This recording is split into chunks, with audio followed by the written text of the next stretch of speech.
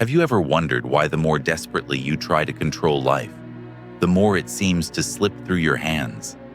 Why the tighter you cling to outcomes, the more fragile your peace becomes? This is the paradox at the heart of existence. The pursuit of control often breeds chaos, while surrender unveils mastery. It is here, between tension and release, that the ancient Stoics left us a rule, both haunting and liberating. Control nothing, control everything. Imagine the woman who builds her world upon the shifting sand of another's approval. Every look, every silence, every delay in response is a blade against her skin. She is held hostage, not by others, but by her own unyielding need to possess what was never hers to begin with. Contrast her with the one who sits quietly in her solitude, who has learned that no man, no event, no fleeting circumstance can dictate her inner realm.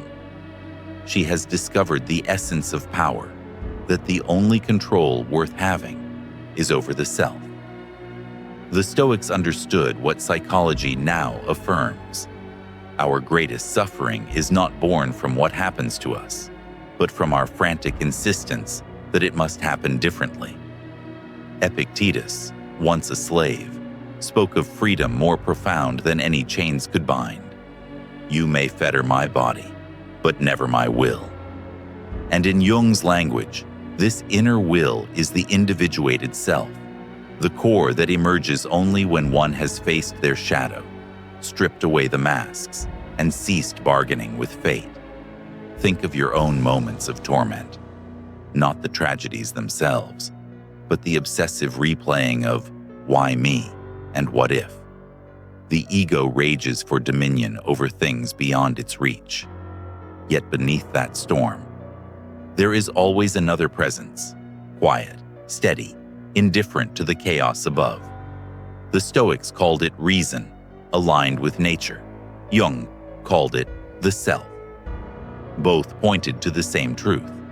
The center of calm exists not in rearranging the outer world, but in anchoring yourself where no force can intrude. But make no mistake, this discipline is no fragile piece. It is forged in fire. To let go of control is to burn down illusions, to allow parts of yourself to die. The childish belief that love must look a certain way. The wounded conviction that respect can be demanded through force. The desperate craving for certainty in a world designed to undo certainty. You are not asked to become passive, but to wield the sharpest sword, detachment. Detachment not as coldness, but as clarity, a vision so clean that manipulation, rejection, betrayal no longer pierce you. Consider the image of Marcus Aurelius, emperor of Rome, ruler of armies, yet writing in the stillness of his tent about the fleeting nature of every victory. He held in his hand the dominion of nations, yet in his heart he knew it was dust. You have power over your mind, not outside events, he reminded himself. Such words were not comfort, but command. For he knew that empires crumble, lovers leave, bodies wither. Only the inner citadel remains, if built with discipline. And here is where modern psychology meets ancient wisdom. Trauma is born when we lose the illusion of control, when chaos storms the gates of our lives. Yet healing does not come from regaining what was lost, but from learning to live without needing it. The man who abandons you does not define your worth. The fortune that collapses does not end your future. The silence from others does not silence your being. These are projections of the ego, shadow material demanding your submission. But when you meet the shadow, when you face the wound without flinching, you break the chain. So, the question is not whether you can control life. It is whether you can release it. Can you, even now, let go of your frantic grip and allow yourself to see what remains? For in letting go, you do not lose power. You gain it. When the storm rages, the unshaken woman becomes a pillar others cling to. When rejection comes, the man who does not collapse commands a respect that no pleading could win. When fortune shifts, the one who stands steady becomes fortune itself. This is the Stoic paradox. By controlling nothing, you end up controlling everything that matters. Not people, not fate, not outcomes, but yourself, the axis upon which all perception turns. And once you master perception, the world itself bends in your hands because its grip on you has vanished.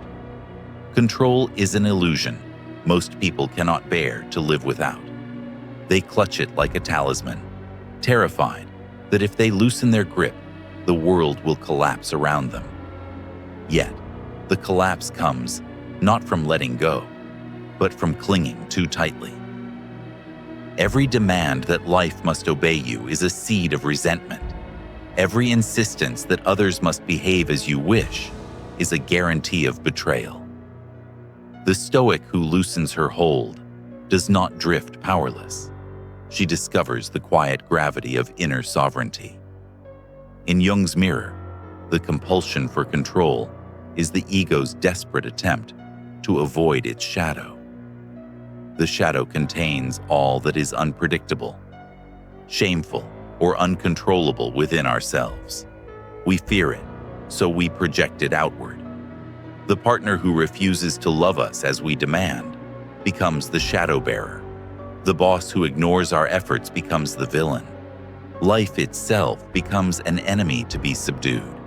But when we reclaim those projections, when we admit that the chaos outside mirrors the chaos within, something shifts. We stop demanding obedience from the world and begin disciplining the self. This discipline is no small feat.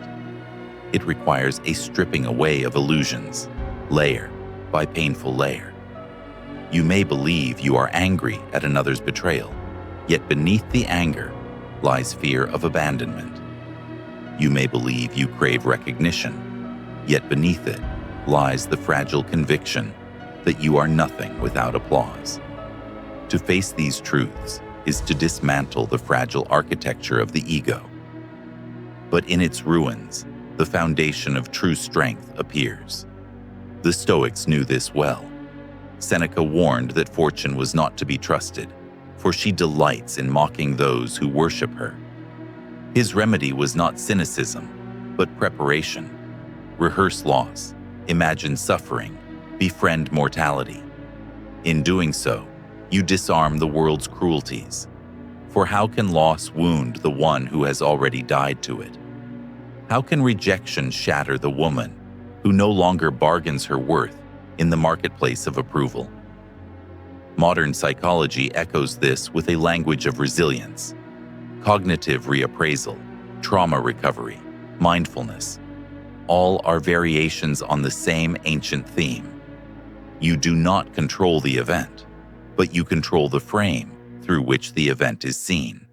And when perception changes, the event itself transforms. The betrayal that once seemed to define your value becomes a revelation of another's weakness, not your own. The failure that once consumed you becomes an initiation into deeper courage. The silence that once felt like punishment becomes the fertile soil where solitude teaches you who you are. The one who controls nothing is not powerless. She becomes dangerous in the most beautiful sense, for nothing can be used against her. Threats of abandonment fail when she is unafraid to walk alone. Threats of shame vanish when she no longer hides her shadow. Threats of loss dissolve when she no longer clings to what can be taken. She becomes ungovernable, not by rebellion, but by serenity. And here is the paradox that unsettles those still bound by illusion. The one who releases control exerts a strange influence over the world.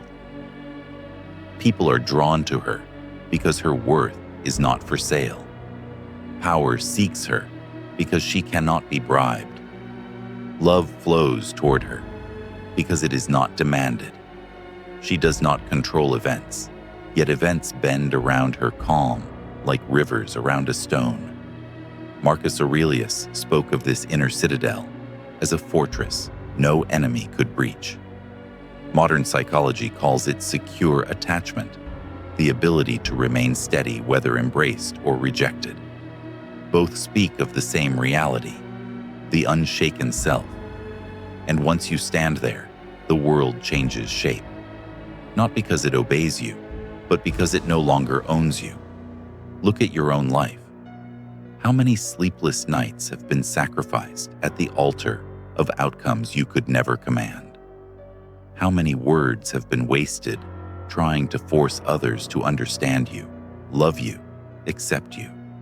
And what if, instead, you released it all? What if you stopped negotiating with chaos and began instead to master the only realm that was ever truly yours? This is the invitation of the Stoic Rule. Control nothing, control everything. The world will resist you less the moment you stop resisting it. You do not need to bend the storm, only to stand in it without fear.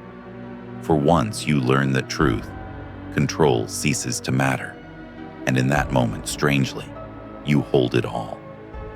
Most people live in a quiet war with themselves, forever pulled between what they wish to command and what forever slips from their grasp. This inner war bleeds into every relationship, every ambition, every night spent in restless thought. But the one who grasps the Stoic paradox learns that peace is not found in conquest, it is found in surrender, and that surrender is not weakness, but a terrifying kind of strength. Consider how power changes when you no longer beg for outcomes. The woman who no longer pleads for love suddenly becomes irresistible, for her silence cuts deeper than words. The man who no longer fears rejection walks through rooms like a sovereign, for he cannot be diminished by refusal. The child within, who once clawed desperately for validation, finally rests, because the adult self has taken its rightful throne. The psyche in Jung's vision is a house divided until the shadow is faced. The shadow is chaos, loss, uncertainty, the very forces you have tried all your life to control. And yet, when you dare to invite it in, when you sit with it without running, a transformation occurs. The shadow ceases to terrify. It becomes your teacher. It whispers, "You were never meant to control the storm. You were meant to become the stillness within it." Think of the Stoic practice of premeditatio malorum, the meditation on loss. Imagine every treasure stripped away, every comfort denied, every bond broken. To most, this seems cruel, but to the Stoic, it is liberation. For when you have already rehearsed the worst, you no longer tremble before it. The woman who has made peace with solitude cannot be enslaved by promises of companionship. The man who has faced his poverty cannot be bought with silver chains. To meditate on loss is not to invite despair, but to inoculate the soul against it. Modern psychology calls this exposure, to face the feared thing until it loses its venom.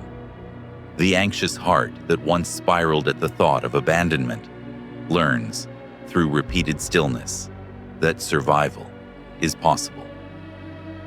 The perfectionist who trembled at failure learns, through failing and rising, that worth is not measured in outcomes. This is the same wisdom the Stoics carried in their bones. Freedom lies not in conquering fear, but in standing with it until it dissolves. But do not mistake detachment for apathy. The Stoic heart still loves, still fights, still creates, yet it does so with a strange lightness, for it knows that nothing external can either complete or destroy it. Love becomes purer when it is not possession. Work becomes deeper when it is not desperation. Silence becomes sweeter when it is not avoidance, but choice. This is the alchemy of control, transmuting desire into discipline, turning grasping hands into open palms. And when the hands are open, life flows in. Not because you demanded it, but because you no longer repel it with fear. People trust the one who does not seek to bind them. Opportunities come to the one who does not grovel for them.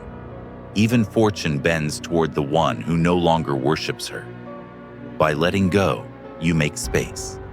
And in that space, the world gives freely what it never yielded under force. The ancients knew this truth as destiny. Psychology frames it as individuation, and common wisdom whispers it as letting go. Yet all point to the same revelation. You control everything by controlling nothing. The battlefield shifts from the outer world to the inner self, and once you win there, no outer loss can ever defeat you. So the question presses closer now. What is it that you still cling to? Whose approval? What certainty? Which illusion of safety? And what might happen if you dropped it, even for a breath?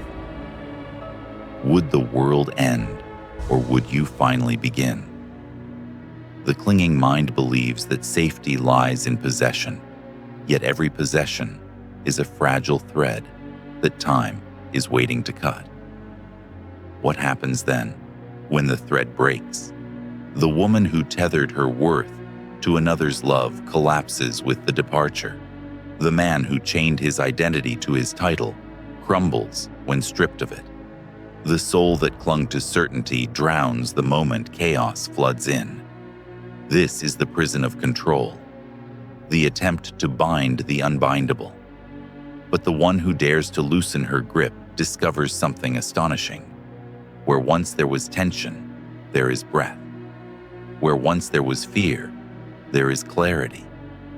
She begins to see that life is not hers to master, but hers to meet. Each encounter, whether joy or grief, becomes a teacher, not a tyrant. This is why the Stoics called life a training ground, not a throne.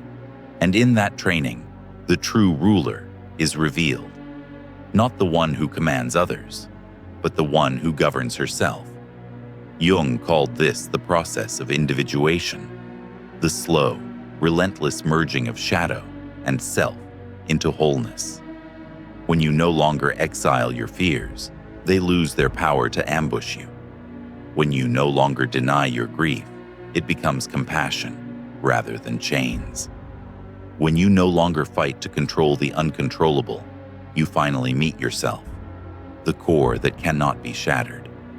This meeting is both terrifying and liberating. For the ego screams as its illusions die. It whispers, without control, you will be nothing. But the truth emerges quietly. Without control, you will be free. Imagine the warrior who drops her armor, not in defeat, but in recognition that the armor was always the heaviest burden. Naked, she appears vulnerable. In truth, she has never been more untouchable, for she no longer fears the loss of what she never needed. And here lies the paradox of attraction and power. The one who lets go radiates something magnetic. Her silence is no longer absence, but presence. Her refusal to chase is not indifference, but sovereignty. People feel it, even if they cannot name it. The rare force of someone who cannot be owned.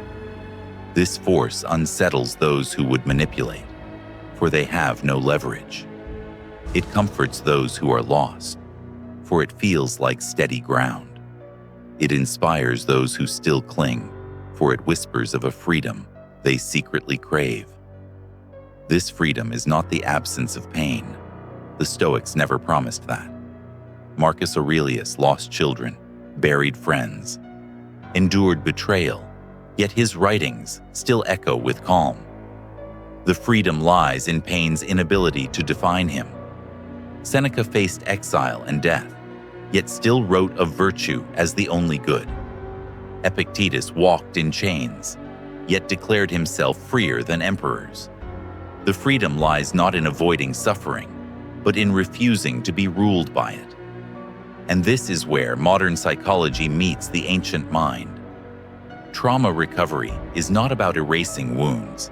It is about integrating them, about seeing the scar not as disfigurement, but as proof of survival. The one who accepts the wound as part of their wholeness no longer fights it, no longer hides it, no longer lets it rule them. What was once shame becomes strength. What was once weakness becomes wisdom. So the question is whispered again. Deeper this time. What are you still trying to control that was never yours? The opinions of others, the unfolding of time, the way love should look, the way destiny should feel, and what would happen if, in this very moment, you set it down? Would you not feel lighter? Would you not sense the first breath of the freedom you were always meant to taste?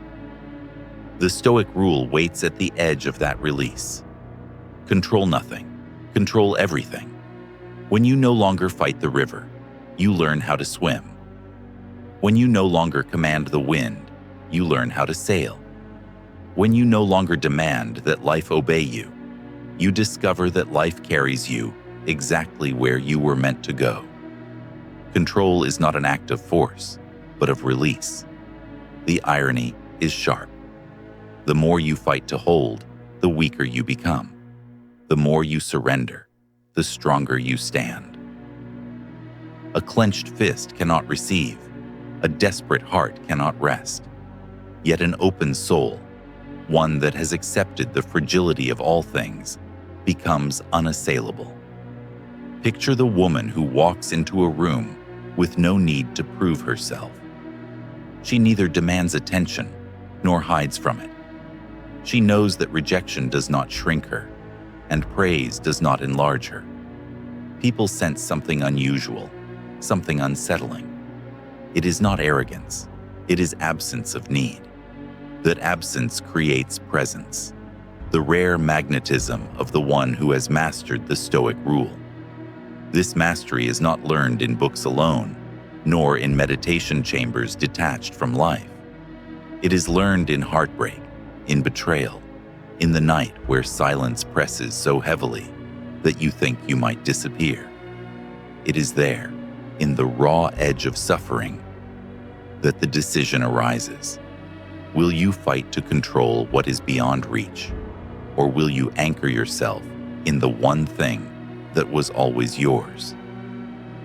Jung taught that every projection is an exile of the self.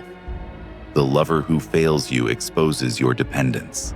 The rival who threatens you reveals your own insecurity. The critic who wounds you points toward your unhealed shadow. These are not enemies. They are mirrors. And when you cease to demand their obedience, you begin to reclaim what was lost. The shadow is integrated. The scattered pieces draw inward. Individuation begins. The Stoics, too, knew that the enemy was never outside. They trained themselves not against fortune's blows, but against their own reactions. To walk calmly into a crowd that mocks you. To eat plainly when luxuries tempt you. To rehearse loss so thoroughly that loss itself becomes a teacher, not a thief. This discipline was their form of rebellion, not against the world, but against the tyranny of their own impulses. And in this rebellion, the soul becomes whole. Wholeness is not perfection, it is integration.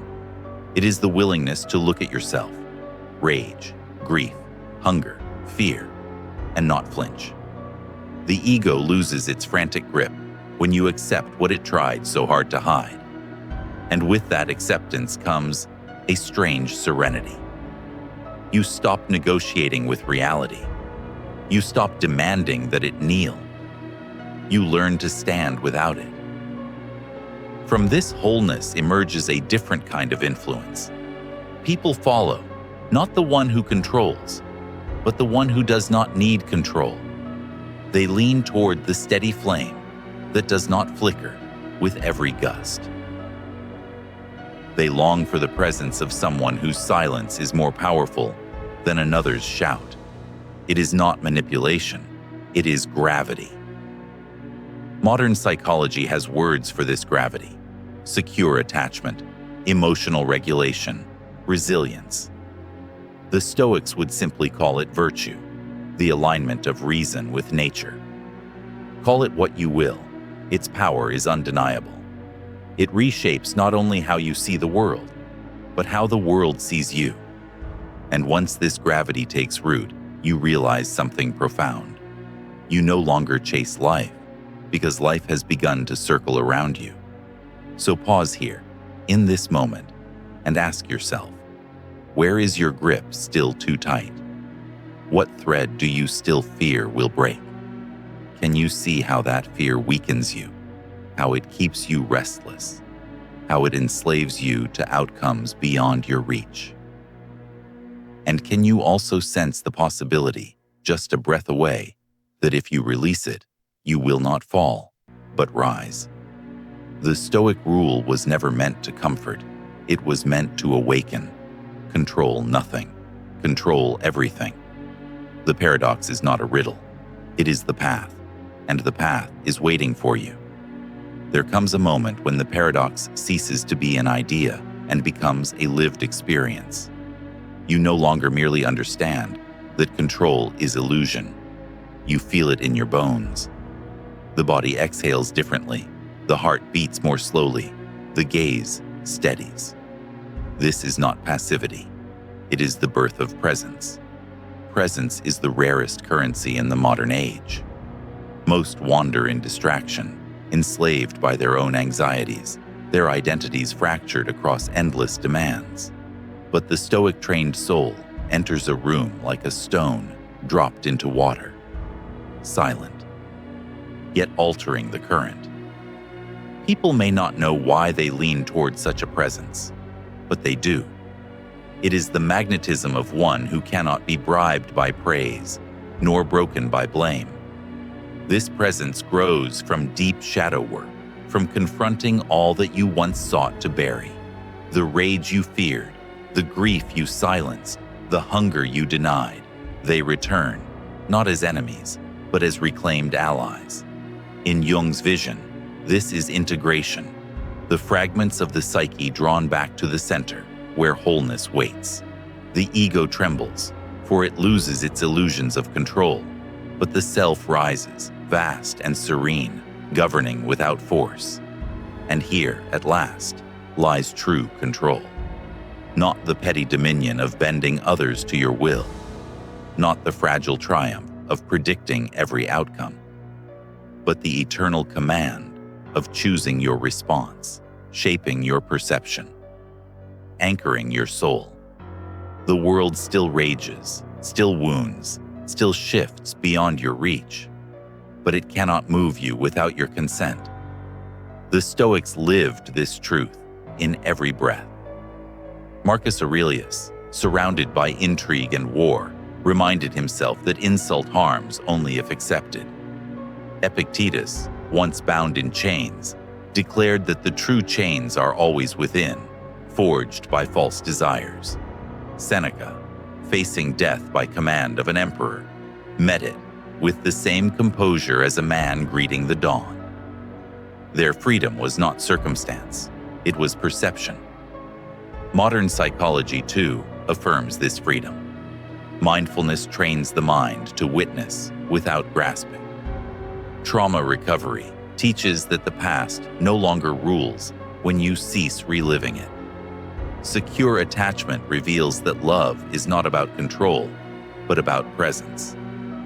All these paths converge on the Stoic rule. You cannot dictate the storm, but you can govern the ship. And once you realize this, even the storm begins to seem like an ally. Imagine your own life through this lens. The betrayal that once shattered you becomes a portal to inner sovereignty. The failure that once humiliated you becomes a catalyst for discipline. The silence that once haunted you becomes the ground of your own voice. Nothing has changed. except you. And in that change, everything changes. For the paradox is now lived. Control nothing. Control everything. By abandoning the futile struggle to master the external, you inherit the only mastery that matters, the mastery of the self. And from that mastery flows a freedom that no force can touch.